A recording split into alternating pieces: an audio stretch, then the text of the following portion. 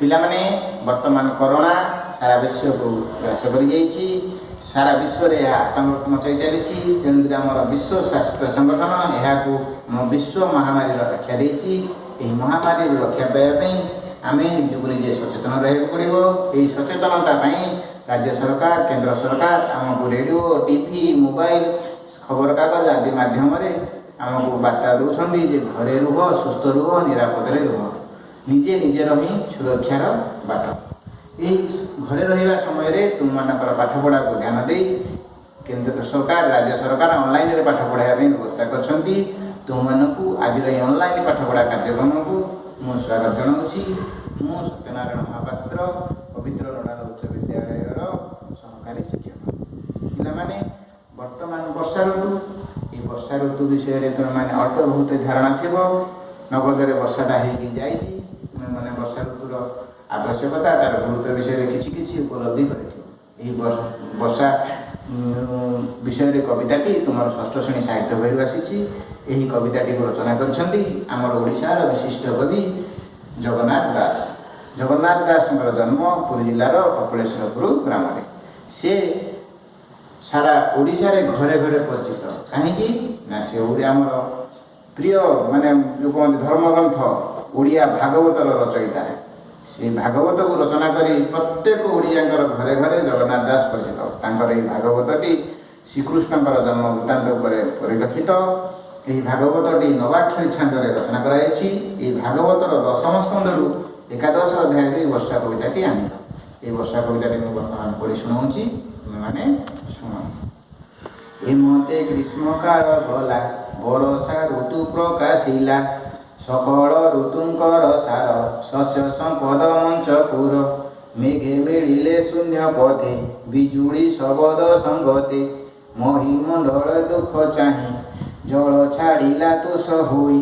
ଘୋର ଶବଦେ ମେଘମାଳ, ଗର୍ଜିଣ ବରସନ୍ତି ଜଳ। ପ୍ରାଣୀ ଜୀବନ ଜଳ ରାଶି, କରୁଣା ଚିତ୍ତରେ ବରସି। ପୃଥିବୀର ବିତେଜ ଗ୍ରାସେ, ତାପିତ ଥିଲା ଅଷ୍ଟମାସେ। ଜଳ ପାଇଲା ତୋଷ ଚିତେ, ତପସ୍ୱୀ ଜନଙ୍କର ମତେ। ତପସ୍ୟା ଫଳେ ଯେହ୍ନେ ପାଇ, ବୁଝନ୍ତି ଅତି ସୁଖ ହୋଇ। ଖଦ୍ୟତ କୀଟ ନିଶା ମୁଖେ, ଜଗତ ଆବୋରିଲେ ସୁଖେ। ମଣ୍ଡୁକେ ମେଘନାଦ ଶୁଣି, ଗର୍ଜନ୍ତି ଆବୋରିଣ ପାଣି। ଅଳ୍ପ ନଦୀଏ ପୁରିଲେ, ଲହରୀ ମତେ ଉଛୁଳିଲେ। ନାନା ପ୍ରକାରେ ଶସ୍ୟ ରାଶି, ଏଣେ ପୁରତି ଦିଶି ମହି ଦିଶି। ଛତୁ ଯେ ଛତ୍ର ପ୍ରାୟ ହୋଇ, ରାଜାର ପ୍ରାୟ ଦିଶେ ମହି। ମୟୂରେ ଶିଖେ ଗିରି ଶିଖେ ଥାଇ, ନୃତ୍ୟ କରନ୍ତି ମେଘେ ଚାହିଁ।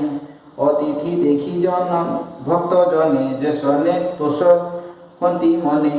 ଏହି ଭାଗବତର ଦଶମ ସ୍କନ୍ଧରେ ଆଉ ଗୋଟେ ବିଶେଷ ଜିନିଷ ବର୍ଣ୍ଣିତ ହୋଇଛି। ତୁମେମାନେ ସବୁ ଜାଣିଥିବ, ଆମର ଯେଉଁ ଜନ୍ମାଷ୍ଟମୀ ବା ଶ୍ରୀକୃଷ୍ଣଙ୍କର ଜନ୍ମଟା ସେହି ଦଶମ ସ୍କନ୍ଧରେ ବର୍ଣ୍ଣିତ।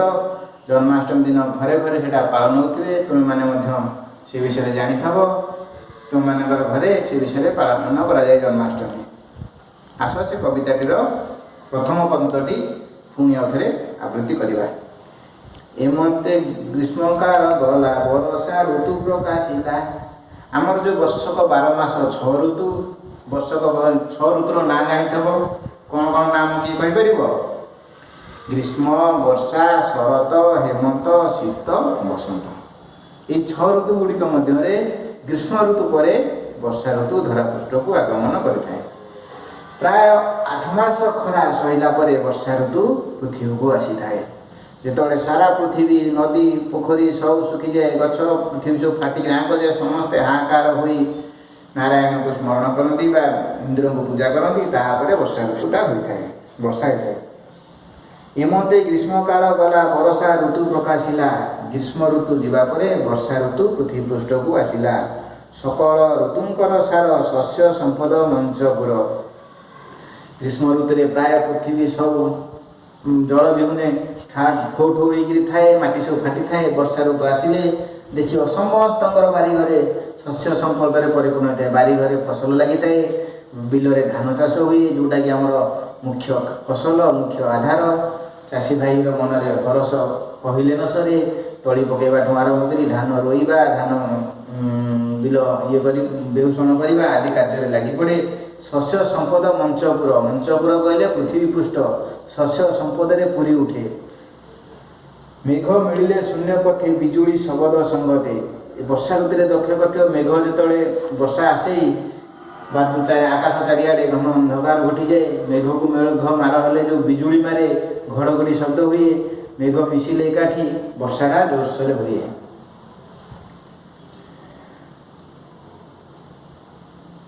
ମେଘ ମିଳିଲେ ଶୂନ୍ୟ ପଥେ ବିଜୁଳି ଶବଦ ସଙ୍ଗତେ। ମେଘ ମାନେ ଶୂନ୍ୟ ପଥରେ ମାନେ ଆକାଶରେ ଏକାଠି ହୋଇ ବିଜୁଳି ଘଡ଼ଘଡ଼ି ଶବ୍ଦରେ ବର୍ଷା ହୁଅନ୍ତି। ମହିମଣ୍ଡଳ ଦୁଃଖ ଚାହିଁ ଛାଡ଼ିଲା ଜଳ ଛାଡ଼ିଲା ତୋଷ ହୋଇ। ମହିମଣ୍ଡଳର ମାନେ ପୃଥିବୀ ପୃଷ୍ଠର ଦୁଃଖ ଚାହିଁକିରି ସେ ମେଘ ମାନେ ବୃଷ୍ଟି କଲା। ଘୋର ଶବଦେ ମେଘମାଳ ଗର୍ଜିଣ ବରସନ୍ତି ଜଳ। ମେଘମାଳ ମାନେ ଘଡ଼ଘଡ଼ି ଜୋରସୋରରେ କରି ବର୍ଷା ମାନେ କରନ୍ତି, ଯାହାଫଳରେ ନଈ ନାଳ ପଡ଼ିଯାଏ, ପୃଥିବୀ ଶାନ୍ତ ପଡ଼ିଯାଏ, ପରିବେଶ ଶାନ୍ତ ପଡ଼ିଯାଏ, ଥଣ୍ଡା ପଡ଼ିଯାଏ। ତାପରେ ଚଷା ଭାଇର ମନରେ ହସ ଫୁଟି ଉଠେ, କାରଣ ସେ ତାର ମାନେ ପୃଥିବୀ ପୃଷ୍ଠରେ ଚାଷ ଜମିରେ ଚାଷବାସ କରିପାରେ, ଆମର ବାରି ବଗିଚାରେ ସବୁ ଫସଲ ହୋଇପାରେ, ସବୁ ପୃଥିବୀ ପୁରା ଶସ୍ୟ ଶ୍ୟାମଳା ସବୁଜରେ ପରିପୂର୍ଣ୍ଣ ହୋଇଯାଏ। ଏହି ସମୟରେ ଦେଖିବ ପୃଥିବୀ ପୁରା ସବୁଜ ରଙ୍ଗର ବସ୍ତ୍ର ଘାଣ୍ଟି ହେଲା ଭଳିଆ